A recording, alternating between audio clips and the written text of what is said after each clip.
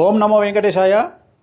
2026 అంటే ఈ సంవత్సరము మే 25వ తేదీ నుండి తమిళ సాంప్రదాయం ప్రకారము జూన్ 2వ తేదీ అంటే వచ్చిన 2వ తేదీ మన సాంప్రదాయం ప్రకారము గురు మార్పు గురు పైచి అనేది కనిపిస్తూ ఉంది. మనకు మిథున రాశి నుండి కర్కాటక రాశిలోకి ప్రవేశము మరియు సెప్టెంబర్లో కర్కాటక రాశి నుండి సింహరాశి ప్రవేశము అనేటువంటిది కనిపిస్తూ ఉంది.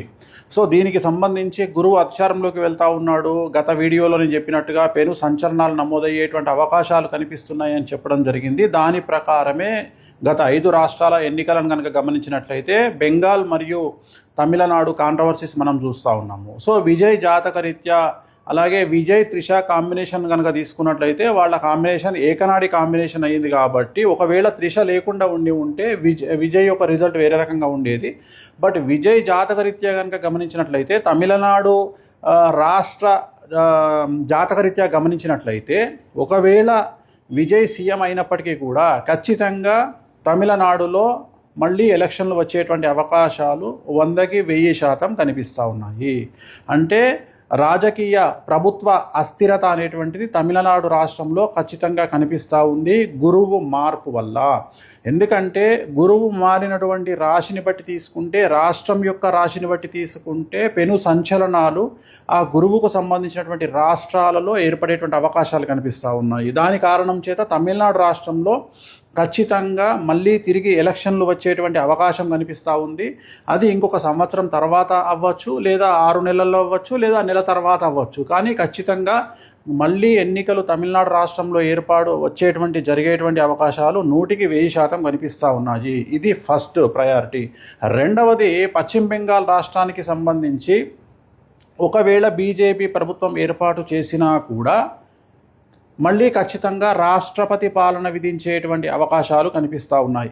ఇక మీదట మమతా బెనర్జీ జాతకంలో తిరిగి ఎన్నికలలో పోటీ చేసి మళ్ళీ ముఖ్యమంత్రి అయ్యేటువంటి యోగము మమతా బెనర్జీ జాతకంలో కనిపించడం లేదు.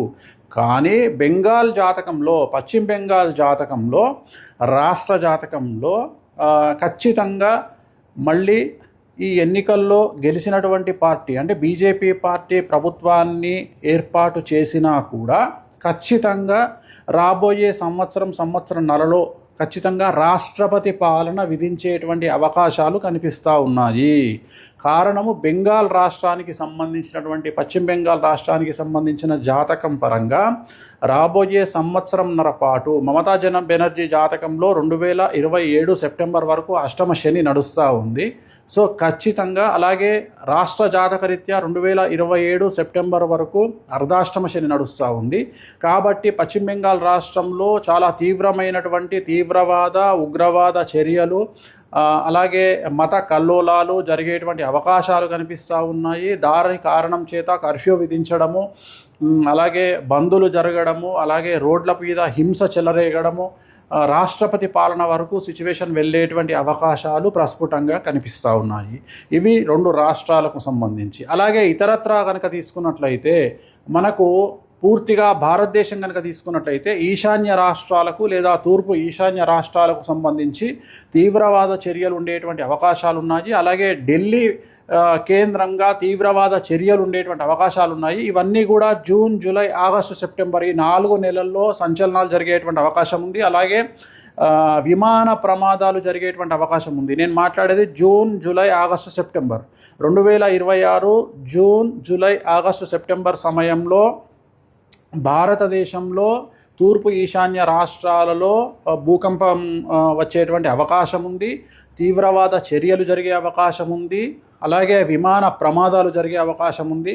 అలాగే చాలా ఎక్కువగా జనసాంద్రత కలిగినటువంటి ప్రాంతాల్లో తీవ్రవాద చర్యలు జరిగేటువంటి అవకాశాలు కనిపిస్తూ ఉన్నాయి. అలాగే ఈ 4 నెలల్లో 2026 జూన్, జూలై, ఆగస్టు, సెప్టెంబర్ సమయంలో విమాన ప్రమాదములు జరగడము, ప్రముఖ వ్యక్తి విమాన ప్రమాదంలో చనిపోవడము, లేదా ఈ 4 నెలల్లో ప్రముఖ వ్యక్తి, అది సెలబ్రిటీ, రాజకీయాలు అవ్వచ్చు, సినిమా అవ్వచ్చు, ఇంకోటి అవ్వచ్చు, కాంట్రవర్షియల్ డెత్ ఉండేటువంటి అవకాశాలు ఉన్నాయి. సో ఇవన్నీ కూడా ఈ సందర్భంగా ప్రత్యేకించి జరిగేటువంటి అవకాశాలు ఈ ప్రత్యేకమైనటువంటి జూన్, జూలై, ఆగస్టు, సెప్టెంబర్ 2026 సంవత్సరంలో ఈ 4 నెలల్లో జరిగేటువంటి అవకాశాలు ఉన్నాయి. అలాగే తెలంగాణ రాష్ట్రంలో రాజకీయ సంచలనాలు లేదా తెలంగాణ రాష్ట్రంలో ప్రముఖులు జైలు పాలవ్వడము లాంటి సంఘటనలు కూడా ఈ 4 నెలల్లో గోచరిస్తూ ఉన్నాయి. అలాగే ఈ సంవత్సరం కనుక తీసుకున్నట్లయితే ముఖ్యంగా వ్యక్తిగతమైనటువంటి అంశాల జోలికి వచ్చినట్లయితే నేను ఇంతకు ముందు నుండి సంవత్సరం నుండి చెప్తా ఉన్నా గురువు అతిచారంలోకి వచ్చినప్పుడు సంచలనాలు ఉంటాయని. సో ADCMSLI అనేటువంటి లెటర్లతో ఉండేటువంటి వాళ్లకు సమస్యలు ఉండబోతా ఉన్నాయి, ఇంక్లూడింగ్ T. సో ఈ లెటర్లతో ఉండేటువంటి వ్యక్తిగతమైనటువంటి జాతకులకు, అలాగే సింహరాశి, మీనరాశి, మేషరాశి, కుంభరాశి వాళ్లకు విపరీతమైన సమస్యలు ఉండబోతున్నాయి. అలాగే విమాన ప్రమాదాలు, తీవ్రవాద చర్యలు, విపత్తులు అనేటువంటివి ఈ సంవత్సరం కనిపిస్తూ ఉన్నాయి. ఈ నెల 25వ తేదీ మే 25, 2026 నుండి దీని ప్రభావం అనేటువంటిది మన దేశం మీద కనిపించే అవకాశం ఉంది. అలాగే ప్రకృతి టోటల్ ప్రపంచాన్ని తీసుకున్నట్లయితే ఒక పెద్ద ప్రముఖ వ్యక్తి, ప్రపంచానికి సంబంధించినటువంటి ప్రముఖ వ్యక్తికి సంబంధించినటువంటి నిష్క్రమణ అంటే డెత్ అనేటువంటిది కనిపిస్తూ ఉంది. అది కాంట్రవర్షియల్ అవ్వచ్చు, నార్మల్ అవ్వచ్చు. సో ఇది ఓవరాల్గా చాలా సంచలనమైన ప్రిడిక్షను. రాబోయే కాలంలో గురువు వల్ల ఈ సమస్యలు రాబోతూ ఉన్నాయి. ఓం నమో వెంకటేశాయ.